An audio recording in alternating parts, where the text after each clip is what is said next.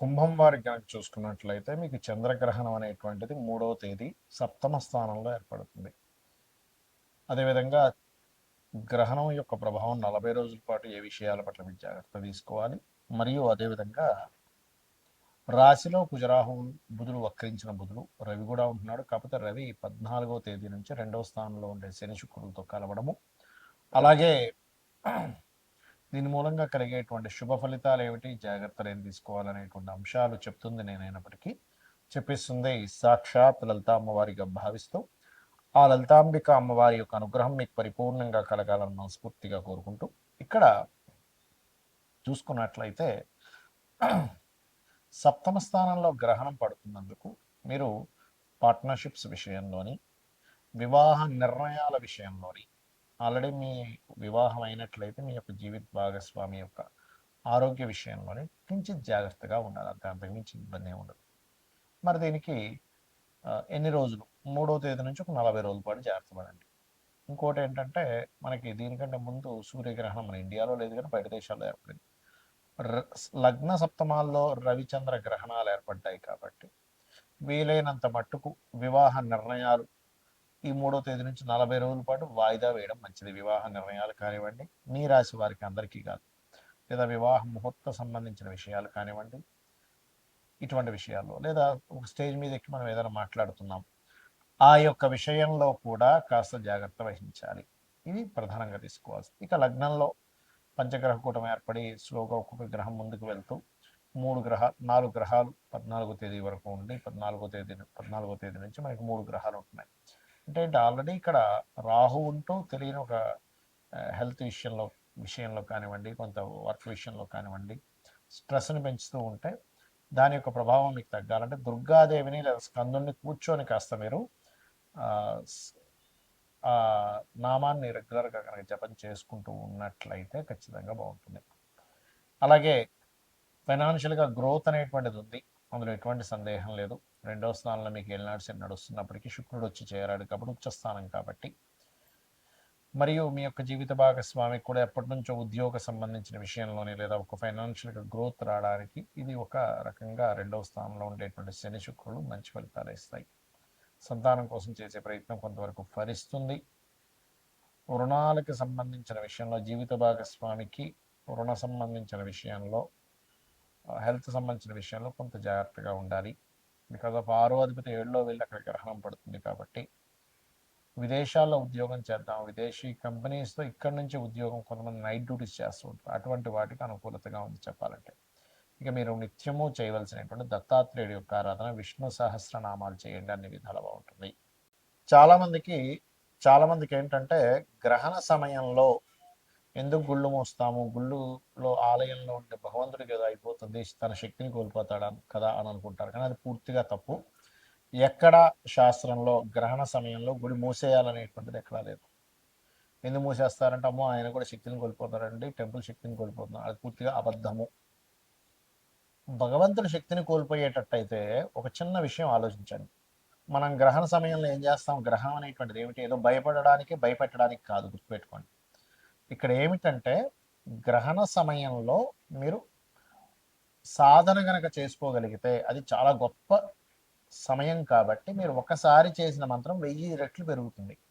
మన శక్తిని కోల్పోయేటట్టయితే మీరు జపించేది ఏ మంత్రం జపిస్తున్నారు, విష్ణువుదో, వెంకటేశ్వర స్వామిదో, అమ్మవారిదో, లేకపోతే దశమహావిద్యల్లో ఏదో ఒక మంత్రమో జపిస్తున్నారు కదా. మరి అలాంటప్పుడు అలా గ్రహణ సమయంలో అమ్మవారి మంత్రమో లేకపోతే అయ్యవారి మంత్రమో, మీకు గణపతో ఏదైతే ఇష్టదైవం ఉంటుందో ఆ ఇష్టదైవాన్ని, లేకపోతే మీకుండేటువంటి కోరికను బట్టి, మీకుండేటువంటి సంకల్పాన్ని బట్టి, మీకున్నటువంటి సమస్యని బట్టి ఆ సమస్య తీరడం కోసం వాళ్ళు జపిస్తున్నారు. మరి మంత్రం ఎవరిది, అమ్మవారికి సంబంధించి దేవతా సంబంధించిందే కాదు.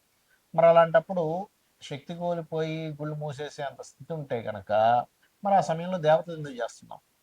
కాబట్టి అలా ఏమి శక్తి కోల్పోవడం కాదు. ఇది ఏమిటంటే పర్టికులర్గా ఇప్పుడు ఆ సమయంలో ఉన్న ప్రదేశంలోనే కూర్చొని సాధన చేసుకుంటే, సాధన వలన మనకి మన యొక్క పాజిటివ్ ఎనర్జీ పెరుగుతుంది.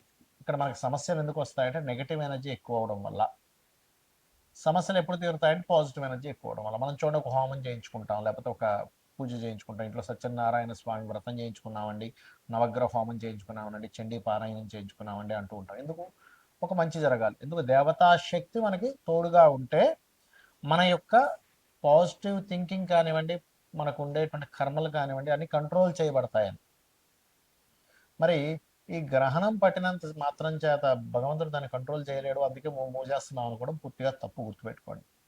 కాకపోతే ఏంటంటే ఎక్కువగా ఈ పౌరహిత్యంలో ఉండేటువంటి వారు చేస్తారు కాబట్టి ఆ సమయంలో కాస్త గుడిని మూసి ఆ జపంలో కూర్చుంటాడు, అంతేగాని మరొకటి ఏం కాదు.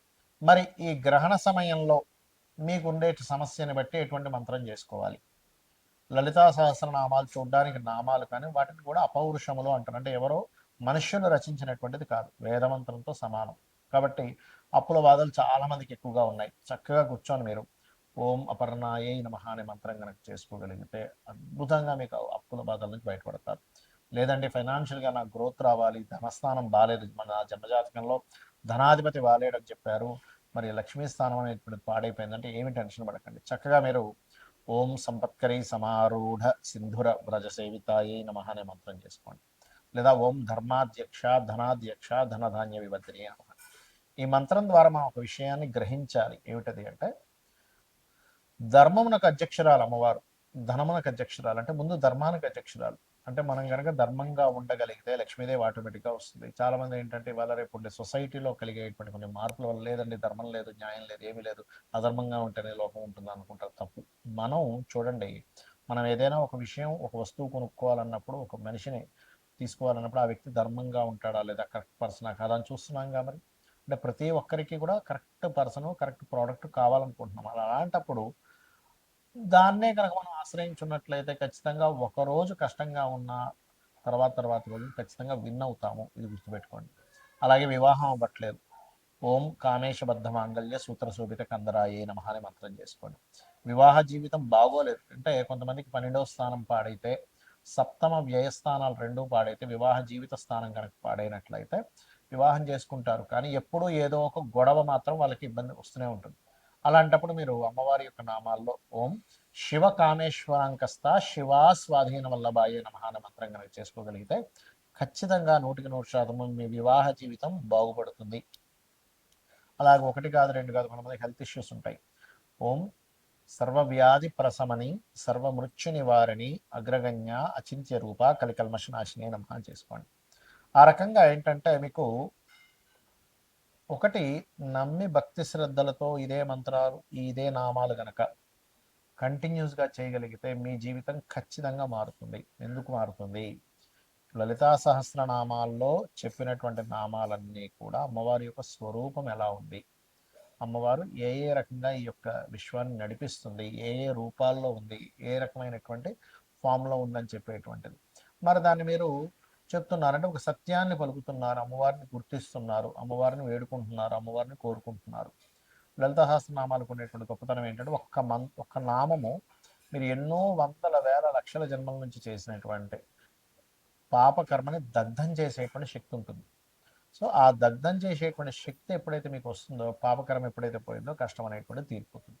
ఇక గ్రహణం తర్వాత ముఖ్యంగా గ్రహణం ఎవరెవరికి ఉంటుంది? సింహం వారికి, సింహరాశిలో పడుతుందిగా, సింహము, కర్కాటకము, కన్య, అదేవిధంగా మకరము, మేషరాశి వాళ్ళకు ఉంటుంది. స్వల్పము, ఏం టెన్షన్ పడకండి, భయపెట్టడానికో భయపడడానికో గ్రహణాలు కావు. అలాగే మరొక విషయం ఏంటంటే ఈ రాశుల వారికి దానం ఏం చేసుకోవాలి? బియ్యము, ఉలవలు, మినుములు, గోధుమలు, నువ్వులు దానం ఇచ్చుకుంటూ ఒక ఇత్తడి గిన్నెలో నెయ్యి, ఆవు నెయ్యి, కొంత ఆవు నెయ్యి పెట్టి ఈ చంద్ర సూర్య ప్రతిమలు, అదేవిధంగా సర్ప సంబంధించినటువంటి చిన్న చిన్న సర్ప ప్రతిమలు, వీటిని దానంగా ఇచ్చినట్లయితే దోషం అనేటువంటి తగ్గుతుంది. మరి దానం ఇచ్చుకోలేని స్థితిలో ఉన్నామంటే ఏం చేయాలి? రామాయణ మహాభారతాలు లాంటివి వినొచ్చు, లేదా లలిత సహస్రనామాలు రెగ్యులర్గా విన్నా అమ్మవారి యొక్క అనుగ్రహంతో మీకు ఆ రక్షణ అనేటువంటి లభిస్తుంది. ఎందుకంటే అందరూ దానం ఇచ్చుకునేటువంటి స్టేజ్లో ఉండరు. కాబట్టి చేయండి, ఖచ్చితంగా అమ్మవారి యొక్క అనుగ్రహం మీకు కలుగుతుంది. అమ్మవారి యొక్క అనుగ్రహంతో మీ అందరూ కూడా క్షేమంగా ఉండాలని మనస్ఫూర్తిగా కోరుకుంటూ శ్రీమాత్రే నమః.